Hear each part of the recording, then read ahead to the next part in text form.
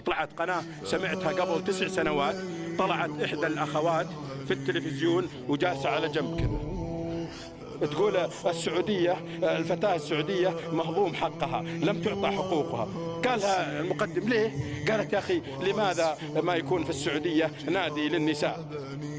يعني يصير هلال نساء ونصر نساء وشباب نساء، يعني بدرية هجوم، حصة وسط، لولوة دفاع. من يقدر على هذا؟ والله تلقون أول واحد يشجع في المدرجات أبو غازي، أحلى لولوة، أحلى نار، أحلى ليل، أحلى ليل. ليش طيب؟ ليه؟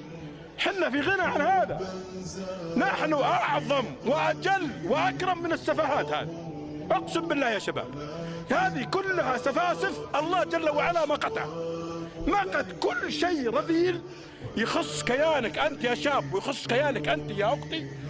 أي شيء يخص كيانك يذلها الله جل وعلا تحت الأقدام. ما عندنا حنا أعزاء كرماء، تركتكم على المحجة البيضاء ليلها كنهارها لا يزيغ عنها إلا هالك. أنا طالب